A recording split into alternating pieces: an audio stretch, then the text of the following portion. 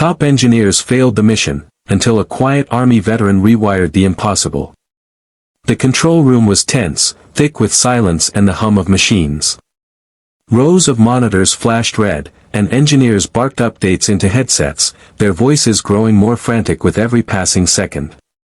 At the center of it all stood Dr. Mason Clark, the lead systems engineer for Project Artemis, NASA's most ambitious mission to send a new satellite array to monitor climate changes around the world. Billions of dollars and years of effort had gone into the project. Now, it was all falling apart. The main relay system had failed. The backup system, built to withstand the harshest space conditions, refused to activate. Launch was less than 3 hours away. If they missed this window, it would be another 14 months before the Earth aligned for another attempt. Mason ran a trembling hand through his graying hair, muttering under his breath. This can't be happening. It was then that a quiet voice cut through the room. Sir. I might have an idea. Heads turned. The voice belonged to someone few had even noticed, an older man standing in the corner, wearing a standard-issue blue maintenance uniform. His name patch read Harris. No one had paid much attention to him in the weeks he'd been quietly changing light bulbs and fixing coffee machines. Mason raised an eyebrow. Harris? You're the electrician, right? Retired Army Signal Corps, Harris said simply. Served 23 years in field communication units. I've seen a lot of wiring failures that didn't make sense until they did. The room went silent again, this time with disbelief. NASA's brightest engineers had just spent 48 sleepless hours trying to diagnose the failure. Now a janitor wanted to take a look. Mason exhaled. Fine. You've got 10 minutes. Harris didn't argue. He simply picked up a tool kit from the floor, walked to the control panel like he'd done it 100 times before, and opened the casing. What he found stunned the technicians watching. Harris traced a line with his finger and then paused. This relay board, Model 240B, correct? Yes, said an intern, unsure how he knew that. This model has a latent design flaw. We used to see this in field drones. Under high-frequency feedback, the magnetic shielding bleeds current, causing a false shutdown. That's impossible, someone blurted. We ran it through 1,000 simulations. Harris didn't flinch. But did you run it in extreme humidity, with power cycling under real-world solar exposure? Silence. No one had. That test had been deemed too time-consuming. With steady hands, Harris rewired 2 connectors and soldered a tiny bridge across a circuit no one else had thought to touch. The screen blinked once. Then again. And then, it turned green. The control room exploded in cheers. Power was restored. The satellite could launch.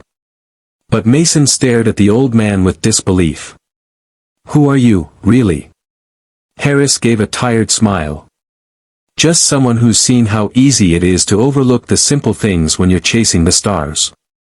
3 hours later, the rocket soared into the sky, leaving behind trails of fire and smoke.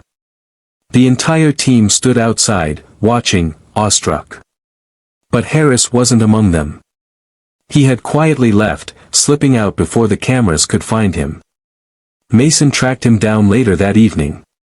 He found Harris sitting on a bench just outside the complex, sipping lukewarm coffee from a paper cup. You saved the mission, Mason said. Harris shook his head. No. I just helped. You all did the saving.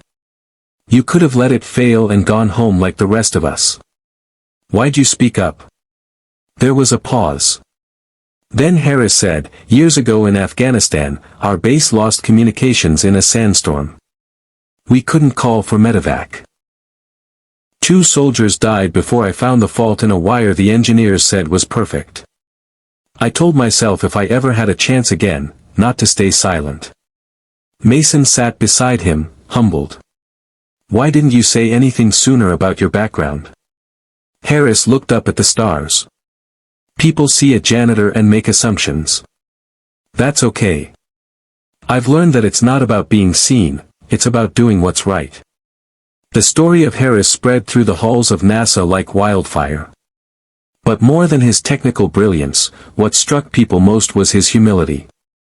A man who had served his country, quietly walked among them unnoticed, and when it mattered most, stepped forward without ego, without need for reward. Weeks later, NASA held a ceremony in his honor. Harris refused a medal, asking instead that a veteran scholarship be funded in place of any award. "There are thousands of men and women out there like me," he said. "All they need is a chance." The room went silent as tears filled the eyes of even the hardest engineers. That day, Project Artemis wasn't just about space anymore. It became a mission to honor those who serve, who go unseen, who give without asking. Months passed, and the satellite began transmitting invaluable data that helped track wildfires, rising sea levels, and dangerous weather patterns. It was saving lives every day. The world would never know the name of the man who made it all possible.